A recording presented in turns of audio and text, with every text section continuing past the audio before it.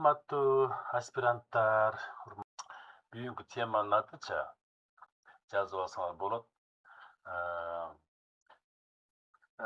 Теманын теориялык базасы. Азыр мен сиздерге айтып берем. $1 миллион дедим го. Да? Айткан себебимчи мындай да. Мындай немени көрдүңүздөр беле мындай? Кандидаттык илимий иштемде жактоо учурун көрдүңөр беле? Или докторский жактоо учурун көргөн жок белең? Ошол процесс көрдүңүздөр беле? Bir таанышыбыз ашта кылды, bir 10 күн боло элек. Айлан айын жалаң доктор науктар отурат деп кой. Наркы бетте bir 5-6, берки бетте 5-6. Ана кайра башчысы да бар да. Ана ар бири суроо берет экен. Ар биринин суроосу страшный да. Вау. Айлан пейижди алдаган чоңой да. Салтанат айым, сиздики гана айтыңызчы, эмне эсиңизде калды эле, кандай болду эле? Сен бул темага аябай байланыштуу болчу, айткандарыңар бүгүнкү темага. Мен ошо Кыргызбаяга ээрчип барган эле эки барып келген. Кандай болду эле? Аябай сүрдүү болот, атмосфера. Эмне үчүн жанагы могу зачтаны көрдүңөрбү буга чейин? Ким көрдү, кандай болот экен, атмосфера кандай болот экен деп сураганымча, ошондон бүгүнкү темага аябай кандай түз байланышы бар да. Эмнеге деп сурай турган болсоңорчу, анын себеби эң эле жөнөкөй. Ошол жанагы ошол зачта болуп атканда, ошол жерде отурган чоң комиссия болот эмес, жюрилер, Вот ошолор жөн элечи сенин темаңа байланыштуу почти бүт теорияны сурашат экен аларчы. Сен баланчаны бул боюнча баланча деген теманы, баланчанын концепцияны карагансың да, ал боюнча эмне дей аласың, сенин темаң боюнча деп коет экен бүттү, бир суроо. Түкүнчө теория боюнча бир жеринде колдондуңбу, аны кантип колдондуң деп коет экен. Кыскасы, ошол жанагы аспирантпы, докторантпы, ошонун илимий ишиндеги жөн эле мен баягы теория эмне экенин биз жакшы түшүнүп калдык да көрүп. Мен сурагандарымдан 99% теорияларды сурап атышкандарын көрдүм да. Сен чындап эле өзүңдүн илимий ишиңге байланыштуу болгон теориялар менен таанысыңбы деген основной суроо экен. Ошолорду сен түшүнөсүңбү? Ошолорду сен түшүнүп анан колдондуңбу? Вот в чем заключаются основные вопросы. Анан бүгүнкү тема болсо, ошол теориялык база деп аталат. Теманын, кайсы теманын? Бул ошол силердин айырмасы жок илимий ишиңердин дагы тема деп алсаңар болот. Скопус макалаңардын дагы темасы. Ошонун теориялык базасы. Эми карап туруңуздар. Бул жерде мындай деп айтсам болот да. Классикалык теориялар деген болот. Муну жазып алсаңар керек. Жана заманбап теориялар деген болот. Кандай гана бир түшүнүк болбосун, кандай гана бир тема болбосун, мисалы үчүн кимдин тема кандай экенин унутуп деле калдым. Мисалы үчүн бирөөлөр айтсаңар, менин диссертациям темам ушул десеңер, ошол темаңарга байланыштуу классикалык теориялар бар. Тиги 50-жылдарда жазылган, өткөн кылымда 1950-жылдар жазылган, 70-80-де жазылган, Америкада тиякта биякта Россияда жазылган теориялар бар. Алар классикалык теориялар. Алар да билишиңер керек. Бир. Ал эми ошону менен бирге эле заманбап теориялар дагы бар. Акыркы 5 жылда чыккан, ошо темаңызга байланыштуу.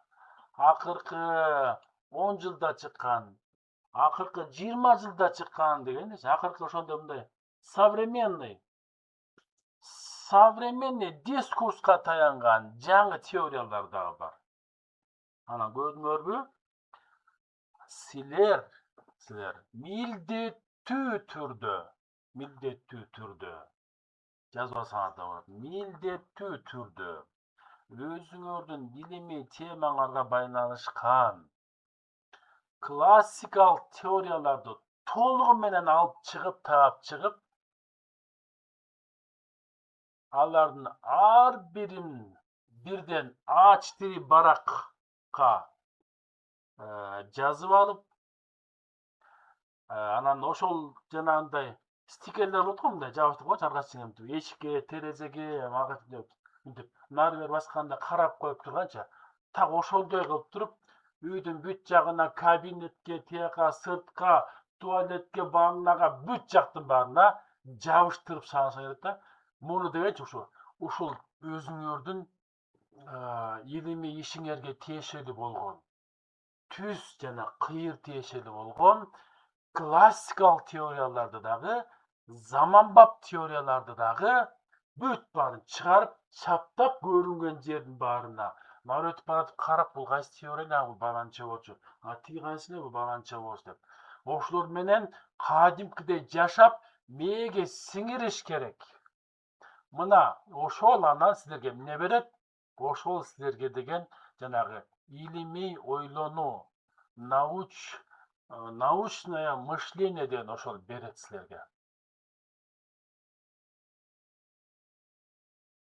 Муну жазып алсаңыз жакшы болот.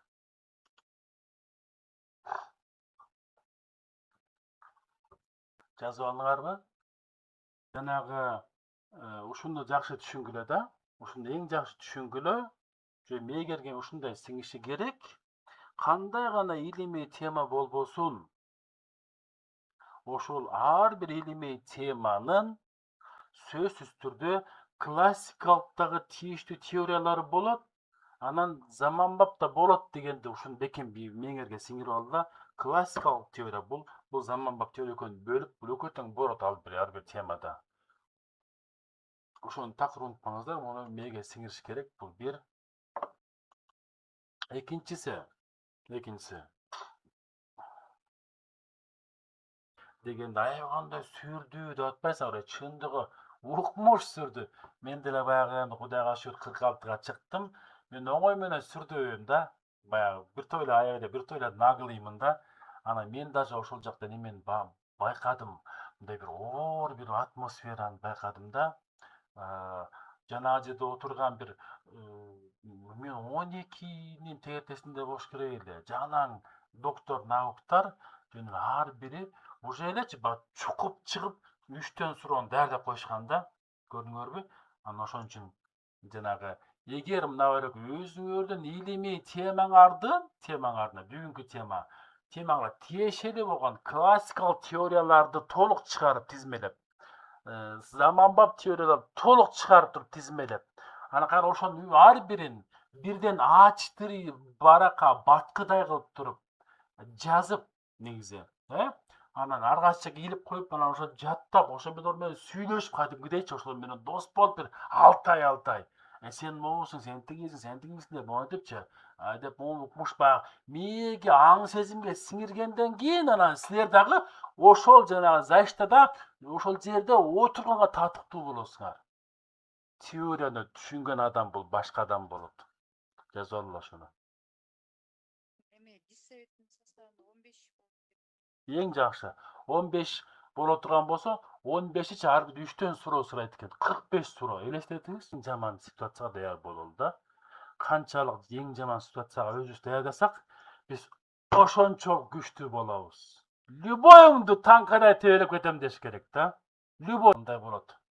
Эмичи? Заманбап жана классикалык теорияларды делечи өзүнүн ичинен кайра direct, indirect деп бөлөбүз.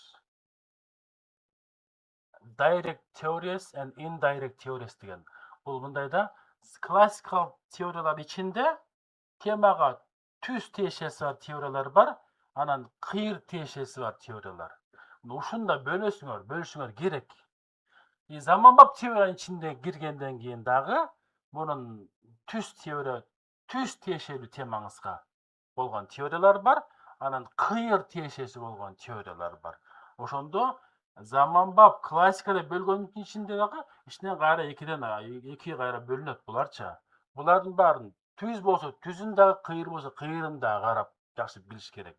Ошондо мисалы үчүн мен айтат болчумун, балким классикада бир 15 болсо, заманбапта бир 15 болсо 30. Бирок кээде болот, 50. Тиякта 30, тиякта 20, 50 болот. Болот ошондой. Но бирок мындай да, мен айткан азыркы классикалык жана заманбап теориялар вот силердин темаңарга байланыштуу вот силердинче вот ядроңорду түзүп берет да. Силерге мындай ишеним берет. Силергечи мындай ошон үчүн деген бул безотказ жасалыш керек болгон иштер.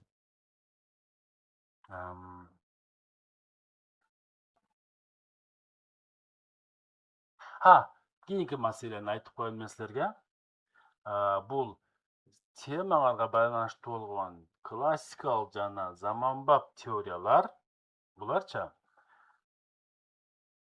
деген сиздин диссертацияңызда биринчи главада болуш керек болгон теориялар. Ошол жака муну жанагы карап ошол жака да коесуңар. Биринчиден.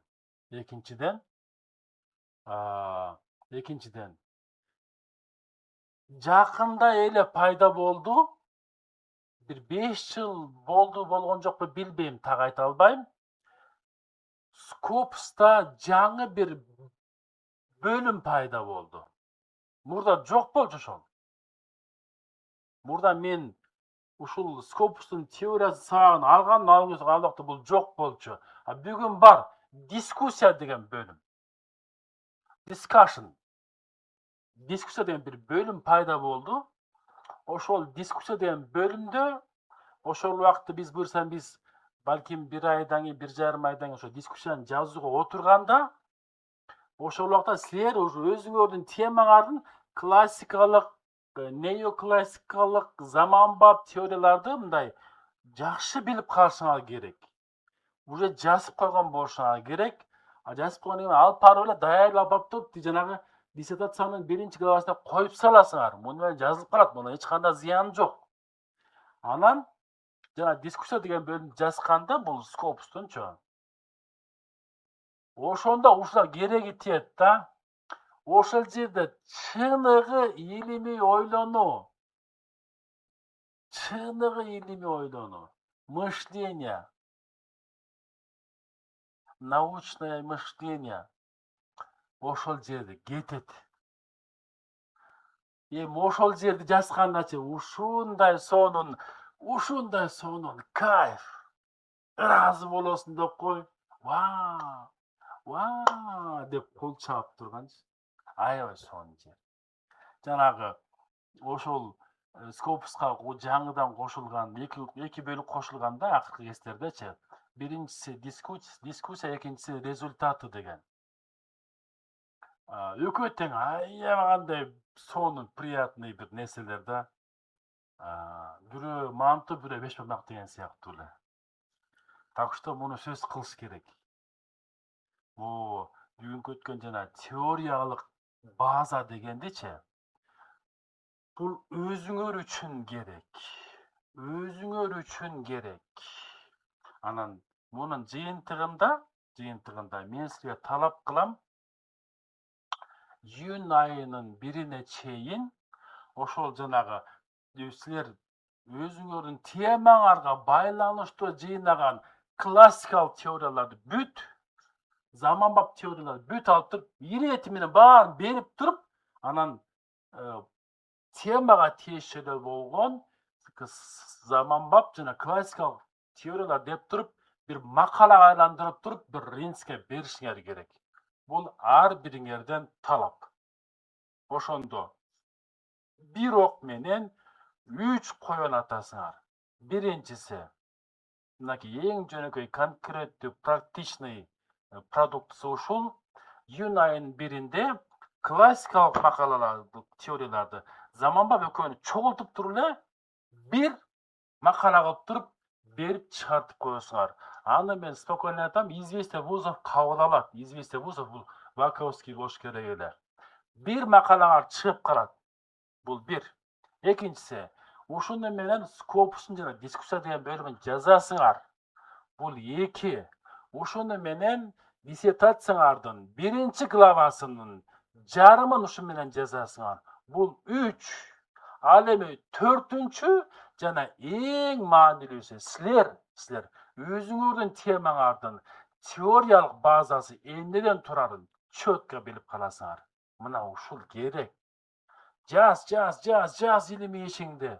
Ссылкалар бар, окумуш бер. А бирок сен теориялык базаны өзүңдө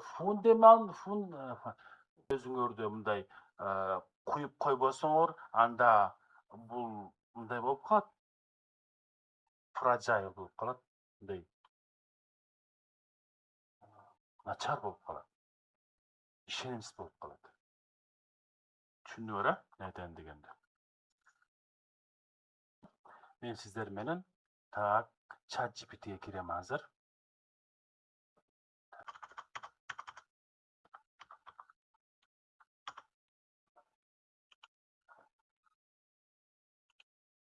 Карагыла эми. Мен азыр Gemini'га кирейин. Поделиться. Караңыздар. Азыр эми мынакей биз кантип иштейбиз бул классикалык жана заманбап теориялар боюнча дегенде. Так, мына караңыздар эми.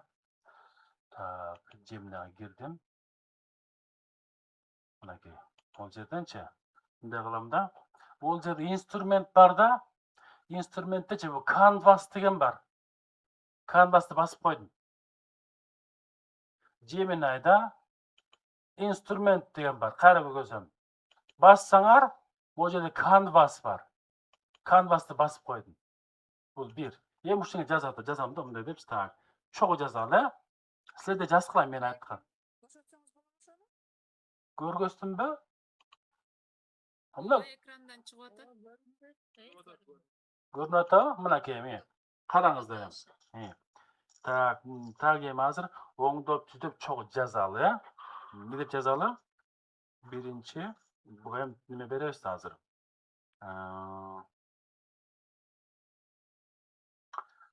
Мисалы үчүн темаңарды эмне айтсаңар, бирөөңөрдүн темаңарды. Концепт суу. Мынакей. Кандай деп не учураш керек да, биринчичи. Кандай жакшы, муну нормально иштеп атат. Всё. Эми кеттик. Сен мага жардам берчи. Бул текст кайра группага да салып коем, угуп салып эле болот. Сен мага жардам берчи. Мага сиздики ошондо Жазгүл концепт суу бул филологиядачымбы? Ооба. Анда ошону жазыш керек. Филологияда суу концепти боюнча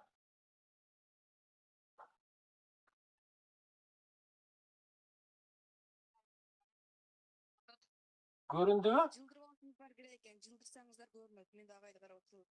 Көрүндүбү? Көрүнүп атат. Ооба. Мынакей. Мен азыр промпт жазып атам да, жанагы классикалык анан заманбап теориялар боюнча бuyактан сурайм да азыр. Мынакей, сен мага жардам берчи дедим. Бир. Мага филологияда суу концепти тырмакча кылып коеюн. Концепти боюнча классикалык теорияларды тизмелеп берчи. Dedim tak.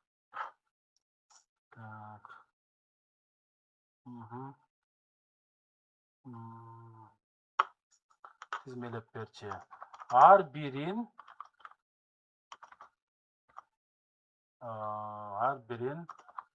kıskaça mazmunu menen koşo bir. Mazmunu menen koşo bir dedik ya. Tak. Ayrıkça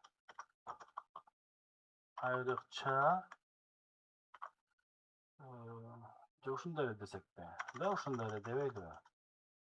Bakalım ne değil dagı. Bu zamanbap teorem menen klassikan öz-özünчө suraylı da. Özünчө suraylı. Şaşpabыз da чынбы негизи. Şaşpaş керек болот да.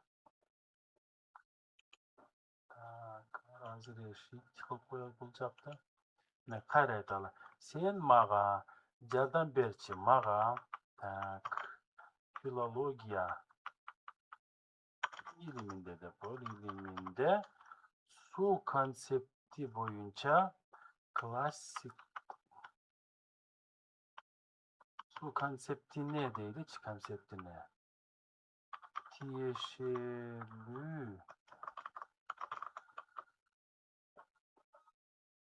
tak bolgon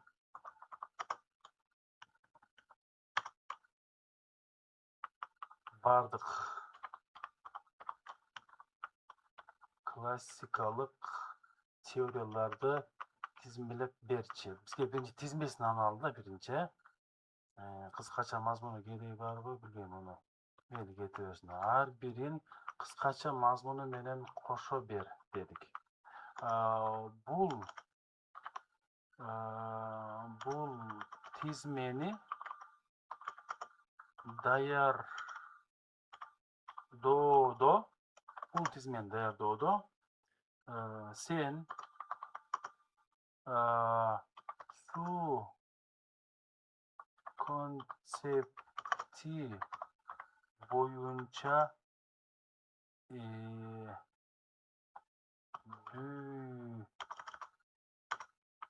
dünödüğü en güçlü okumuştu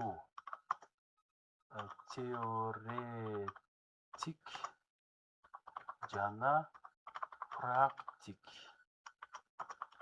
katары ойлон. Мына ушуну бердик эми муну менен биз бул семантиканы берчи o prompting туура беришибиз керек да негизи. Мага филология илиминин су концептине илиминдеги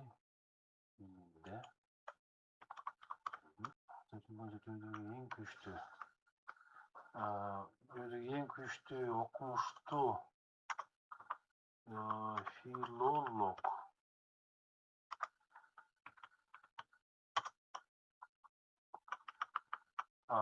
su konsepti boyunca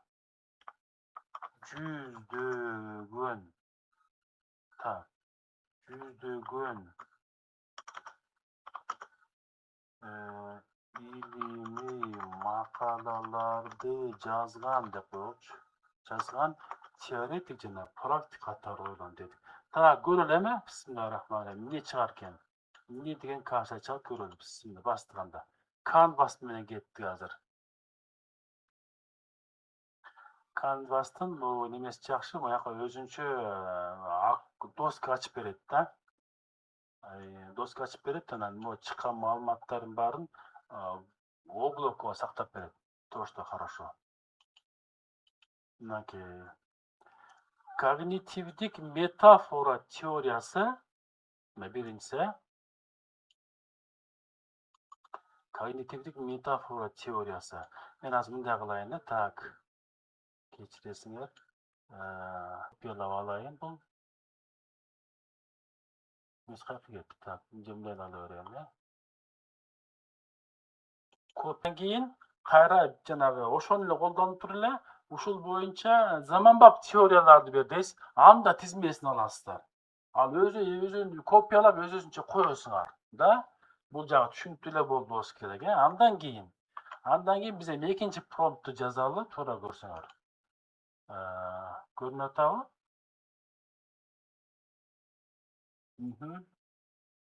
Мындайда, так, мындай қылып тұрайын, бірінші қайтып тұрайын. Ол когнитивдік метафора теориясы Д.Ж. Лаков, М. Джонсон екен да. Көрдіңдер ме? Мен копиялап алайын дағы, копировать дедім дағы. Мен қайра онан шығайын. Тияқта толтыра берсе керек теориялардыча. Ошоны бүт бар копиялап алыш керек. Мен эми кайра экинчи промпт иштейм. Ар бир теорияны алып туруп биз кайра өзүнчө промпт жазалы. Жаңы новый чатты ачтык, бияктан эме кылдык. Кайра канваска койдук немени. Анан бул жерге тема биринчи теория ушул экен да, муну минтип коелу. Бул ошо классикалык теория экен бул. Суу концепциясы боюнча. Эми бияка мындай дейли.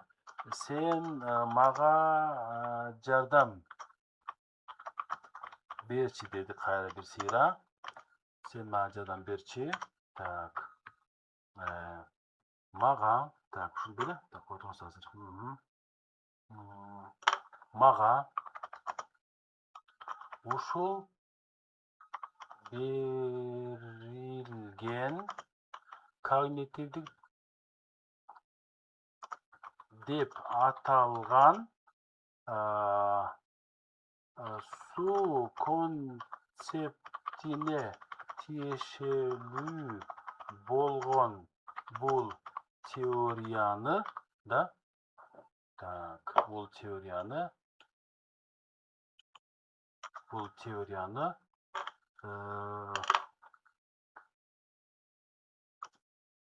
бир барак тан ашырбай терең чечмелеп изилдеп жазып бер. Так, жазып бер дедим.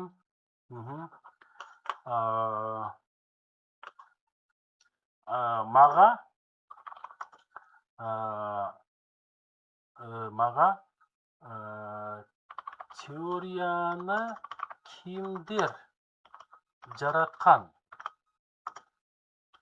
жана алар бул теорияны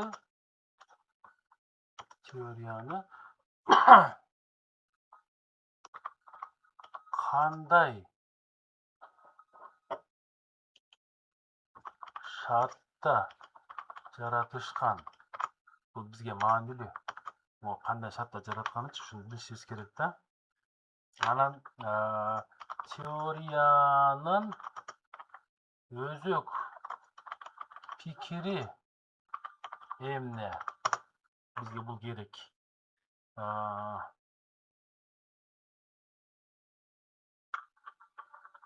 Жана бул теориянын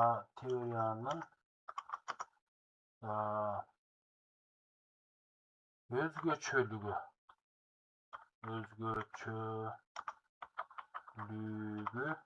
эмнеде? Өзгөчөлүгү эмнеде?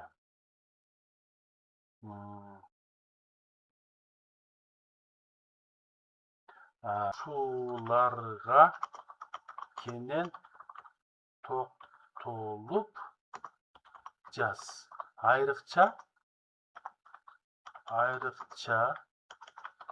мен теорияны жакшы түшүнүшүм үчүн Кыргызстандан жана Кыргызстан сыртынан эки башка өтө кызыктуу жана оригиналдуу мисалдарды да бер. Мисалда берсин, мен аны менен штоп мага bir otur жақсы түшүндүрүп берсин да.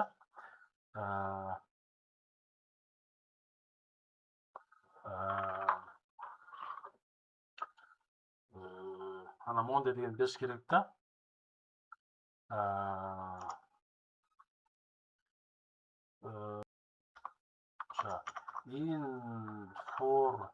Информативдүү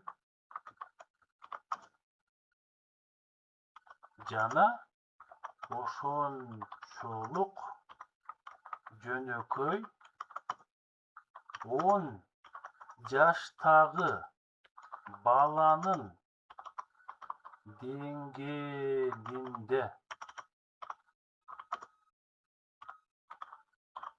түшүндүрүп жаз. Маалыматты жазып жатканда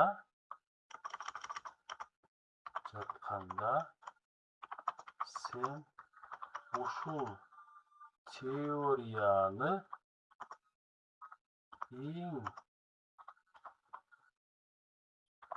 окумуштуу катары жаз дедик. Кандай дейсиңер? Жакшы эле болдубу? Өтө эле эзип коеюн мына. Ага теорияны кимдер жараткан? Жана алар бул теорияны кандай шартта жаратышкан? Теориянын өзөк пикири эмнеде? Жана бул теориянын өзгөчөлүгү эмнеде? Ушуларга кенен токтолуп жаз. Айрыкча мен теорияны жакшы түшүнүшүм үчүн Кыргызстандан жана Кыргызстан сыртынан 2 башка өтө кызыктуу жана оригиналдуу мисалдарды да бер. Болушунча информативдүү, ошончолук жөнөкөй 10 жаштагы баланын деңгээлинде түшүндүрүп жаз. Деңгээлине ылайык түшүндүрүп жаз. Бул теориянын авторлору катары. Информативдик метафора дегенди мына ушул жерде жазып берип атат. Мен салам жашына. Бул кантип жаралган, өзөк пикиримде муну ушул карасам, биз азыр мен жазган промпт бул неме да, мореки эң жөнөкөй сөздөр менен түшүндүрүп берет да. Бизге ошол керек да. Зачем бизге жанагы укмуштуу сложный терминдердин эч кандай кереги деле жок аларынча. Өзөк пикирин берди. Кыскача мээсин айтканда биреме дейт. Өзгөчөлүгүн жазып берди бул жакта. Суу концептин кызыктуу мисалдарын берди. Бүттүм да могулардын баарын алып туруп эле бир барака копиялап аласыңар дагы, бир Word документке коюп туруп, бир беттен ашпасын, кызып, интервалдан вичирейтип туруп, анан ошону чыгарып, даже үйүңө бир бетине пол илип мындачы. Жайлап илип салгыла. Анан карап туруш керек. Улам барып бирин карап, анан ойдонуп, теориялык база мээге терең отуруш керек. Урматтуу коллегалар, бүгүнкү сабак кыска нуска ушундай. Ар бириңерден группага салып койдум.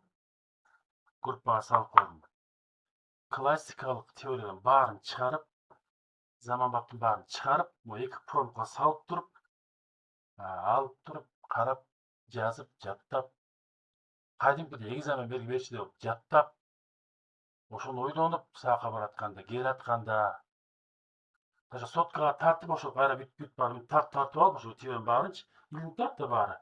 Анан баркан мынтип карап, окуп, мынтип. Жоксо бирөөнү окуп, мындайчы, ошону кайра барсак, ошону ойдонуп, промпт салыйайым, промпт деп коет. Мен жана ChatGPT'ди жазабыз да, ChatGPT. Урматтуу ChatGPT, сен мага деген могул тема боюнча маалымат берчи деп жазасыз го. Анан таап берип да, ошо жазганыңыз ушул промпт, ошо тапшырма. Неме? Запрос. Ошону аты промпт деп аталат.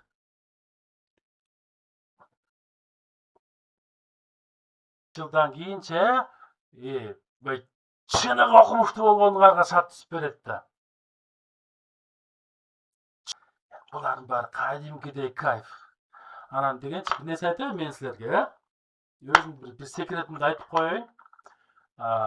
Мындай да, мен 2009 Америкада болдум. Ошол жакта окуп келдим. Анан ал жакта момундайчы, ушу жана статьяларды өлө окушат да. Кадимкидей окушат. Булар эмне окуйт деп анан бара-бара аларды көрүп мен да окуй берип, анан статья илимий жанагы статьяны окуганды кадимкидей кайфына кирип кетпедимби? Кийин Кыргызстанга келгенден кийин дагы, оказывается, мындай болот экен да. Ар бир адамдын мындай бир продуктивный сааттар болот экен. Ар бир адамдыкы болот экен.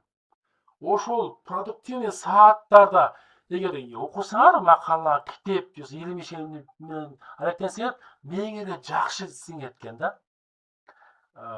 Меники эртемеги саат 9-дан түшкү 12-ге чейин күнүгө ошол сааттарым меники продуктивный сааттар болчу. Анан ал убактарда мен 10 жыл мурун мен ассистент болчумун, 10-15 жыл мурун канча болду. Ассистент эле болчумун, көп деле сабакка кирчү эмесмин. Келем да кабинеттин ичинен илем дагы бир макаланы англисче чыгарып алам да, анан ошол жерден бирден бир сүйлөмүн ал убакта англисчем начар болчу. Начар дегенде ортодон жогоруда бир сүйлөмүн алып, аны которуп, жазып, чиймелеп, андагы идеяны кара сөт кылып тартып, ошентип элечи жарым, кээде бир күндө жарым эле бет окучумун. Кээде бир бет окучумун. Күнүгө жаңы статьяны окуй берчимин да. Окуй берип, бул эмне деген сонун нерсе деп айттым да. Анан айтайын дегенчи, силердин дагы ар бириңердин продуктивный саатыңар точно бар. Бирок аял кишилердики мындай көбүнчө түнкү саат 12-ден кийин болот экен да. Бала чакасын баарын уктатып коюп, антип коюп, анан ошондон болот экен да. Кээдеги 10-дан кийин болот экен. Эми кому как. Но бирок продуктивный саатыңарды эч нерсеге алмаштырбагыла. Ошол убакка дайыма окошко ачкыла. Жок дегенде жумасына бир күн, болсо 2 күн ошол сааттарга, болсо 3 күн ошол сааттарга. Ошондой кылыш керек. Ошондо силер илимий ойлонгонду үйрөнөсүңөр. Ошондо силер илимий ишиңердин теориялык базасын мээңе сиңиресиңер. Ошондон кийин анан силер эмне болосуңар? Илимий ишиңер бүтөт. Антесе продуктивный саатыңарды көрүнгөн былдырак деп коеюн, кечирип коелу. Былдырак, сылдырактарга коя берсеңер, анда билип койгула, өмүр бою, дагы көптөгөн жылдар бою офистеги черный рабочий катары жүрө бересиңер. Вам это надо? Если надо, жүрө бергиле. Если не надо, анда азыр ойлонгула, азыр чечкиле.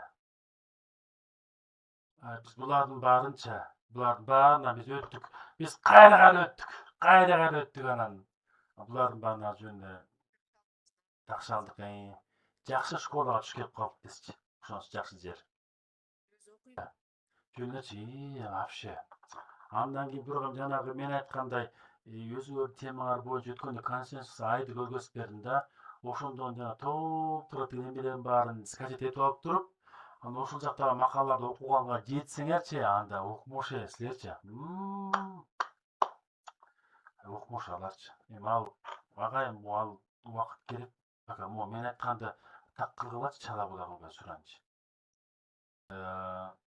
Сиздин илимий ишиңиз орус тилинде боло турган болсо, суроолордун демек чуть ли 70-80% орусча келет да. Анан орусча суроого сиз орусча жооп беришиңиз керек. Өткөндө защита болгондо докторский кыргыз тилинде жазган, суроо бүт орусча жооп берип койду. Орусча сурагандын баарын орусча жооп берип койду. Эмне анткени илимий ишин кыргызча. Макул анда айымдар жана мырзалар.